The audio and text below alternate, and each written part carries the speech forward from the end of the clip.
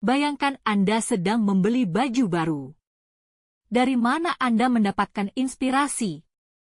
Apakah Anda mengikuti tren yang populer di kalangan teman-teman Anda, atau Anda tergoda untuk membeli baju yang sama dengan idola Anda? Kenyataannya, keputusan pembelian kita seringkali dipengaruhi oleh orang lain. Kita dikelilingi oleh berbagai kelompok acuan, mulai dari keluarga dan teman hingga selebriti dan influencer. Saya Niken Paramitasari akan menjelaskan mengenai konsep kelompok acuan dan keluarga pada mata kuliah perilaku konsumen. Kelompok acuan, yang terdiri dari 2 orang atau lebih, berperan penting dalam memengaruhi perilaku, sikap, dan nilai individu, termasuk dalam hal keputusan pembelian. Kelompok acuan ini memberikan standar dan norma perilaku yang diterima, memengaruhi cara kita menilai diri sendiri dan membuat keputusan. Mereka juga menjadi sumber informasi dan validasi, membantu kita memilih produk dan layanan yang tepat.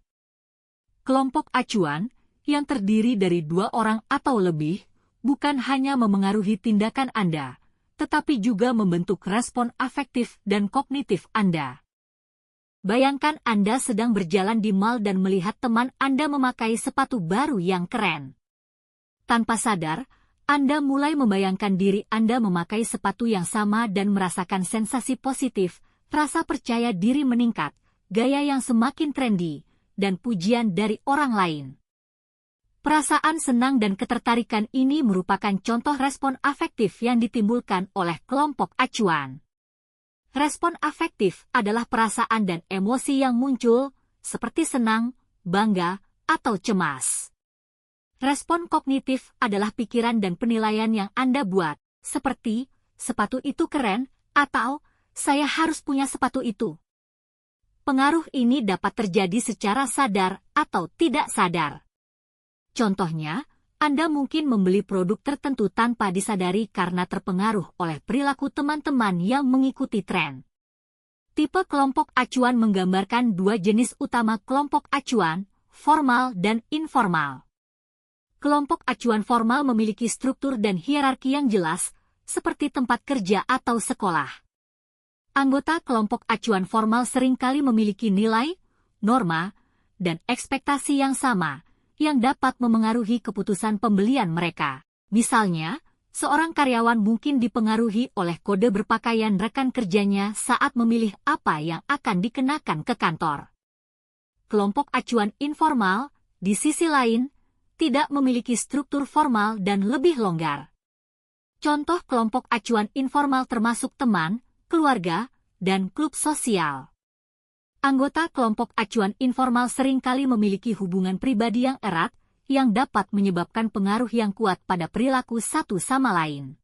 Misalnya, seorang remaja mungkin dipengaruhi oleh pilihan busana teman-temannya saat memutuskan apa yang akan dikenakan ke pesta. Baik kelompok acuan formal maupun informal dapat berdampak signifikan pada perilaku konsumen. Pemasar dapat memanfaatkan pemahaman ini dengan menargetkan iklan dan kampanye pemasaran mereka ke kelompok acuan tertentu, menciptakan produk dan layanan yang menarik bagi nilai dan norma kelompok ini, dan membangun hubungan dengan anggota berpengaruh dari kelompok ini. Kelompok acuan primer ada hubungan erat dan interaksi tatap muka. Contoh, keluarga, teman dekat, sahabat. Kelompok acuan sekunder hubungan lebih longgar dan interaksi formal. Contoh rekan kerja, teman sekelas, organisasi profesi. Kelompok acuan aspiratif adalah kelompok yang ingin dianggotai atau ditiru oleh individu. Kelompok-kelompok ini dapat memiliki pengaruh kuat pada perilaku konsumen, karena individu mungkin berusaha untuk membeli produk dan layanan yang akan membantu mereka mencapai keanggotaan dalam kelompok ini. Kelompok acuan disasosiatif adalah kelompok yang dihindari atau ditolak oleh individu. Kelompok-kelompok ini juga dapat memengaruhi perilaku konsumen, karena individu mungkin menghindari pembelian produk dan layanan yang terkait dengan kelompok ini. Kelompok acuan informasional meneruskan informasi bermanfaat kepada konsumen tentang diri sendiri, orang lain, aspek lingkungan fisik, produk, jasa, top. Contoh, nasihat teman tentang produk smartphone, nasihat rekan kerja tentang jenis komputer terbaru. Kelompok acuan utilitarian adalah kelompok acuan mengontrol ganjaran dan hukuman yang penting. Contoh, kelompok rekan kerja mengenakan seragam tertentu, ganjaran psikososial dari kelompok teman. Kelompok acuan ekspresif nilai adalah kelompok acuan yang mampu mempengaruhi konsep diri orang lain terutama sekali dalam hal kultural, kepercayaan, nilai, norma, perilaku, gaya hidup. Contoh, komunitas Harley-Davidson, komunitas mobil mewah. Kelompok acuan adalah kelompok orang yang memengaruhi nilai, norma, dan perilaku individu. Pengaruh kelompok acuan ini berbeda pada barang publik dan barang pribadi. Barang publik tidak dapat dikecualikan dan tidak dapat bersaing, artinya semua orang dapat menggunakannya dan konsumsi. Contohnya arloji, mobil, jeans. Pengaruh kelompok acuan pada barang publik umumnya lemah untuk produk dan merek. Ini karena barang publik umumnya tidak dianggap sebagai simbol status atau indikator identitas pribadi. Akibatnya, individu cenderung tidak bergantung pada pendapat orang lain saat membuat keputusan tentang barang publik. Namun untuk barang mewah publik umumnya kuat untuk produk dan merek, seperti menggambarkan klub golf, ski salju, kapal layar. Barang pribadi dapat dikecualikan dan bersaing, artinya satu orang dapat dilarang menggunakannya dan konsumsi. Contohnya kasur, forlamp, kulkas. Pengaruh kelompok acuan pada barang pribadi umumnya lemah untuk produk dan merek. Ini karena barang pribadi sering digunakan untuk mengekspresikan identitas pribadi dan status sosial. Akibatnya, individu cenderung lebih bergantung pada pendapat orang lain saat membuat keputusan tentang barang pribadi. Pengaruh barang mewah pribadi cenderung kuat pada produk dan lemah pada merek karena didasarkan pada minat dan kebutuhan pribadi apapun merek yang ditawarkan. Memahami konsep rumah tangga, dari tradisional menuju dinamis. Konsep ini telah berkembang seiring waktu, melampaui batasan keluarga tradisional yang kaku. Di era modern, rumah tangga tak hanya dibentuk oleh ikatan darah atau perkawinan, tetapi juga oleh berbagai faktor sosial yang kompleks. Awal mulanya, rumah tangga didefinisikan sebagai unit terkecil dalam masyarakat yang terdiri dari dua orang atau lebih yang terikat oleh hubungan darah, perkawinan, atau adopsi, atau secara tradisional. Seiring perkembangan zaman, definisi rumah tangga kian dinamis dan beragam dan terjadi pergeseran konsep rumah tangga. Seperti keanggotaan dalam kelompok sosial, hidup bersama dalam ikatan darah seperti rumah kos. Perubahan pola keluarga juga bisa dipengaruhi faktor demografis. Kelompok usia pernikahan semakin tua, menunda pembentukan keluarga dan memengaruhi pola hidup. Perubahan dalam pola rumah tangga, di mana terdapat peningkatan partisipasi wanita dalam bekerja, peran mengasuh anak tidak dibebankan pada ibu, tetapi juga ayah. Perbedaan pola konsumsi antar generasi X, Baby Boomers dan generasi berikutnya memiliki pola konsumsi yang berbeda, dipengaruhi oleh pengalaman dan nilai-nilai mereka. Seperti konsumsi minuman kopi bagi generasi X, Y di usia dewasa, sedangkan generasi Z sudah dimulai di usia remaja. Pengambilan keputusan dalam keluarga adalah proses kompleks yang melibatkan berbagai peran dan interaksi antar anggota keluarga. Peran utama dalam pengambilan keputusan keluarga meliputi pemberi pengaruh, influencer anggota keluarga yang memberikan informasi, opini, dan saran yang memengaruhi keputusan. Mereka mungkin memiliki pengetahuan, pengalaman, atau minat khusus yang relevan dengan keputusan yang akan dibuat. Pengendali akses, gatekeeper anggota keluarga yang mengontrol akses informasi, sumber daya, atau kontak yang diperlukan untuk membuat keputusan. Mereka mungkin memiliki otoritas, pengetahuan, atau keterampilan tertentu yang dibutuhkan.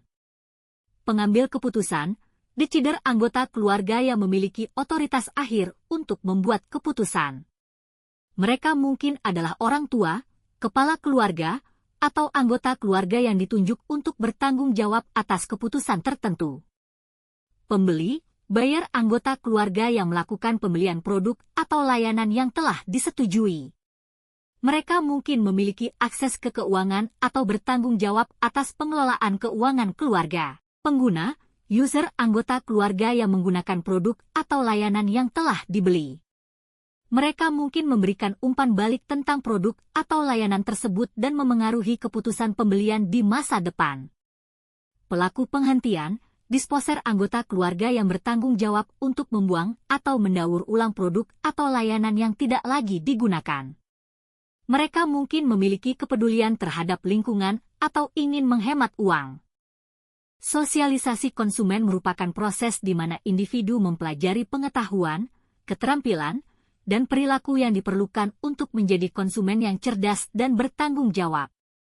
Proses ini dimulai sejak usia dini dan berlangsung sepanjang hidup melalui berbagai agen sosialisasi, termasuk keluarga, sekolah, teman sebaya, media massa, dan budaya. Contoh standar berpakaian dan penampilan. Anak-anak belajar tentang standar berpakaian dan penampilan yang sesuai melalui berbagai agen sosialisasi seperti orang tua yang mengajarkan anak berpakaian sopan. Memilih pendidikan, keputusan tentang pendidikan merupakan salah satu keputusan konsumen terpenting yang akan dibuat anak-anak. Orang tua untuk membantu anak-anak memahami pilihan pendidikan yang tersedia dan mendukung mereka dalam membuat keputusan yang tepat untuk masa depan mereka. Tata krama yang baik saat berbelanja dan menggunakan produk dan layanan sangatlah penting. Orang tua dan agen sosialisasi lainnya harus mengajarkan anak-anak tentang sopan santun dan menghormati orang lain. Membuat keputusan yang bertanggung jawab, sosialisasi konsumen harus membekali anak-anak dengan pengetahuan dan keterampilan untuk membuat keputusan yang bertanggung jawab tentang konsumsi. Ini termasuk memahami anggaran, membandingkan harga, dan memilih produk dan layanan yang ramah lingkungan. Gambar model sederhana proses sosialisasi, yaitu proses di mana individu mempelajari norma, nilai, dan perilaku dalam masyarakat mereka. Sosialisasi adalah proses seumur hidup yang dimulai sejak masa bayi dan berlanjut hingga dewasa. Melalui sosialisasi, individu belajar bagaimana menjadi anggota masyarakat mereka dan bagaimana berfungsi secara efektif di dunia di sekitar mereka. Seiring perubahan usia, maka pengaruh kelompok acuan dapat berubah, di mana proses sosialisasi dimulai dari keluarga, berkembang ke arah kelompok teman-teman dan lingkungan lainnya. Siklus hidup keluarga modern adalah proses yang dinamis dan terus berkembang. Faktor yang mempengaruhi siklus ini termasuk pilihan individu, norma sosial, dan pengaruh budaya. Memahami siklus ini dapat membantu keluarga melewati tiap tahap dengan efektif dan membangun hubungan yang kuat dan langgeng. Pemasar dapat mempelajari dan mengembangkan strategi yang tepat dengan melihat siklus hidup keluarga seperti mengembangkan produk dan layanan yang sesuai dengan kebutuhan keluarga di berbagai tahap siklus hidup. Menentukan target pasar yang tepat dengan mempertimbangkan karakteristik dan kebutuhan keluarga pada tahap siklus hidup tertentu. Membuat strategi komunikasi pemasaran yang efektif untuk menjangkau keluarga di berbagai tahap siklus hidup. Kelompok acuan dan keluarga memainkan peran penting dalam memengaruhi perilaku konsumen. Pemasar yang memahami peran dan pengaruh mereka dapat mengembangkan strategi pemasaran yang lebih efektif untuk menjangkau target pasar mereka dan meningkatkan penjualan. Saya Niken Paramitasari, sampai jumpa lagi.